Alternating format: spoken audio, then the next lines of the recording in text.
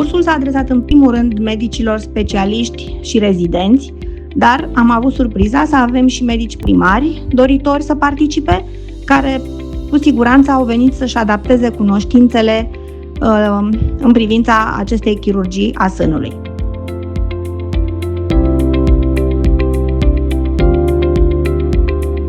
Am ales să fac cursul de mastopexie cu implant pentru că este o intervenție pe care o fac destul de frecvent în practica mea și astfel am căpătat o experiență destul de bogată.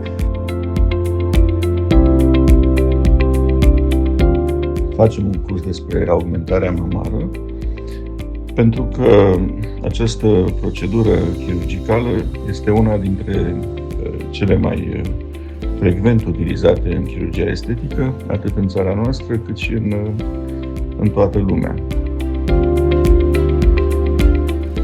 Desfășurarea cursului a presupus întâi o parte teoretică, în care au fost explicate toate etapele desfășurării unei astfel de intervenții chirurgicale, pornind de la consultație, discuția dintre medic și pacientă, continuând cu selecția implantului în funcție de mai mulți factori.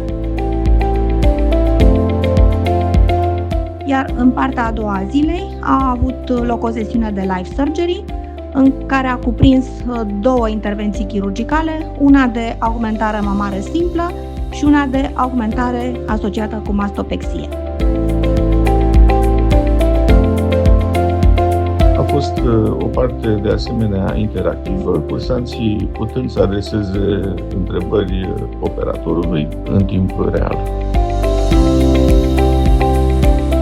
Acest curs a fost realizat cu susținerea celor care distribuie protezele mamare Mentor. Avem paciente care au acest tip de implant de 10-15 ani și nu au avut nicio problemă cu ele. Acest tip de curs este extrem de necesar pentru tinerii specialiști de chirurgie plastică, dar și pentru rezidenții de an mai mare care se pregătesc să devină medici specialiști. După cum se știe, chirurgia estetică nu se poate practica decât în clinici private, nu se poate face în spitale, acolo unde rezidenții de chirurgie plastică își realizează pregătirea.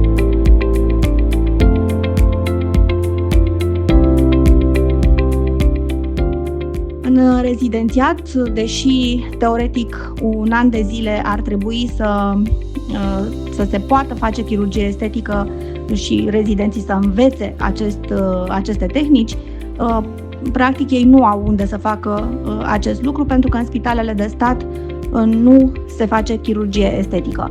De aici și necesitatea și cererea care a venit din partea lor de a se face cursuri în care să poată vedea și practic și să asculte noțiunile teoretice bazate pe experiența chirurgilor care susțin aceste cursuri, foarte utile pentru formarea lor.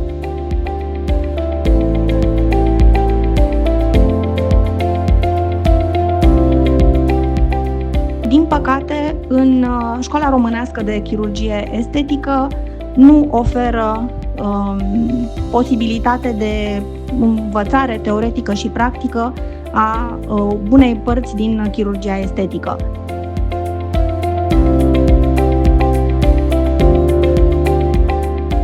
Am încercat împreună cu alți colegi să efectuăm demersuri atât către Universitatea de Medicină și Farmacie Carol Tavila, cât și către Ministerul Sănătății, pentru a putea include anumite clinici private în circuitul de pregătire pentru chirurgie estetică a medicilor rezidenți, însă aceste demersuri încă nu au dus la ceva concret. De aceea, până atunci, aceste cursuri rămân singura posibilitate pentru ca medicii rezidenți de chirurgie plastică sau tinerii specialiști de chirurgie plastică să-și perfecționeze anumite noțiuni de chirurgie estetică.